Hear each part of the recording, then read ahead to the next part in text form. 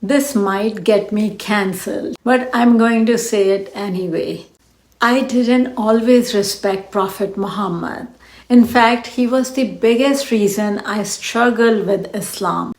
But everything changed when I realized this one thing. And after that, I knew if I had lived back then, I would have been the first one to follow him.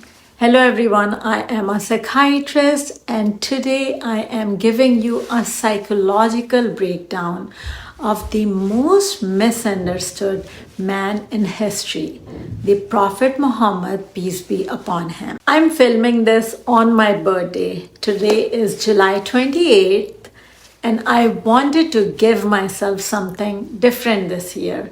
Not a gift, not a trip, but a moment of truth, a tribute to the man who changed everything for me once I saw him clearly. Why I struggled. I always respected Prophet Jesus, peace be upon him. For some reason, I felt drawn to him. His gentleness, his stillness, the light he carries. But I did not feel the same connection with Prophet Muhammad, peace be upon him. And that became my biggest internal block with Islam. Let me share my spiritual turning point. Something started to shift not through a lecture, not in a comment section of a video, not by a scholar, and not through debate. It happened during stillness, on a silent meditation retreat, and again during a breathwork session.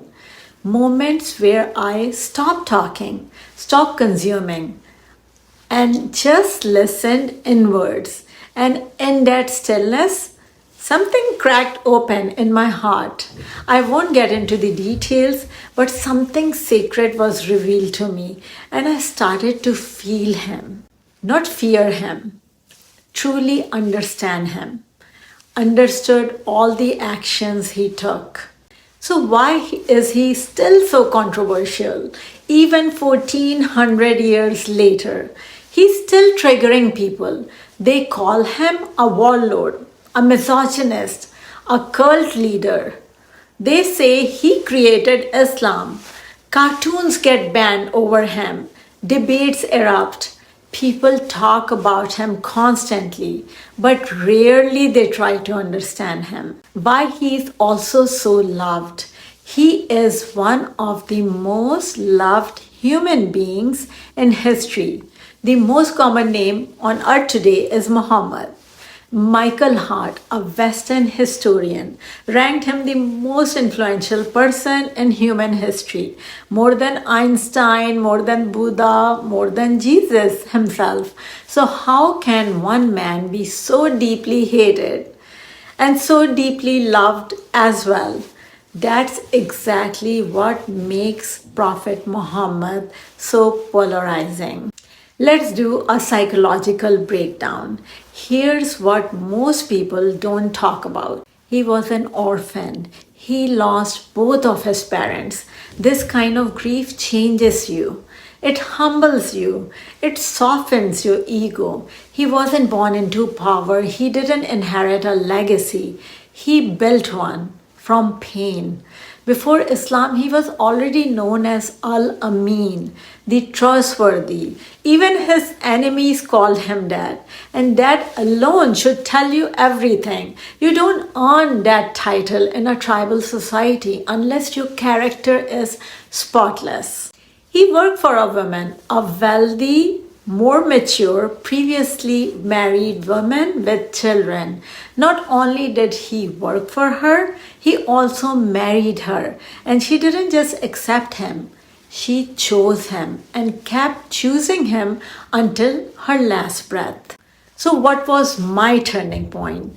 Everyone praises Khadija, myself included.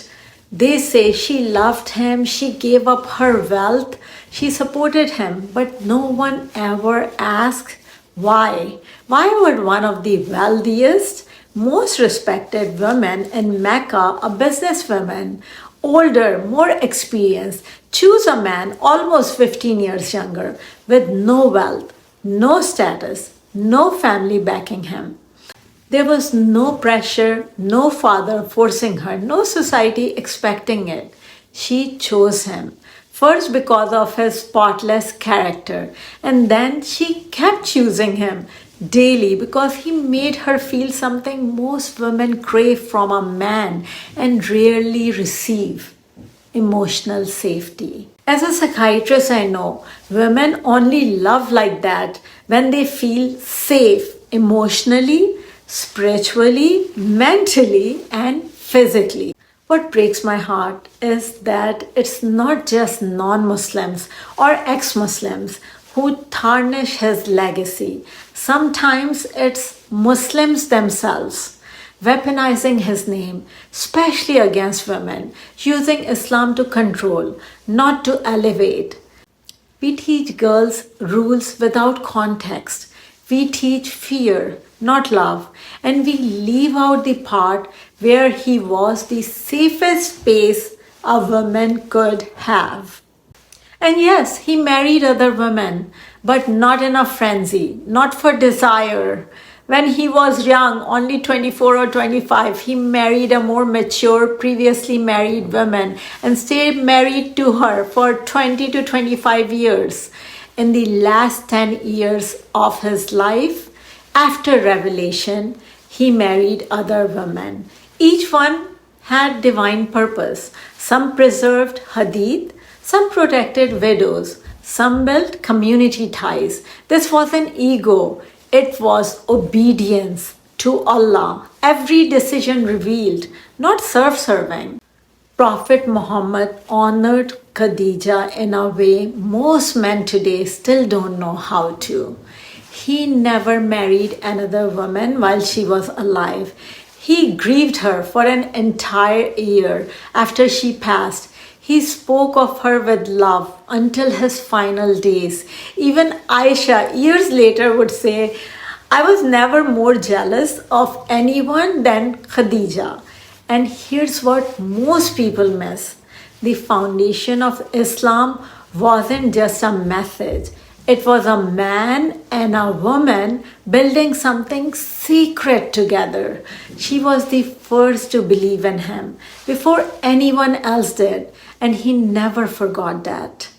They say if you want to know the character of a man, ask his wife. And Khadija didn't just love him, she believed in him when the whole world doubted him. You can criticize religion, you can question stories, but when you look at his life, his character, and how he treated women, especially the women he loved, you start to realize maybe the problem isn't him. Maybe the problem is we don't know what real love and leadership looks like anymore. This year, the best gift I gave myself on my birthday was the truth. Not just about religion, not just about Islam, but about him, Prophet Muhammad, peace be upon him. I thought I had to choose between strength, wisdom, and faith.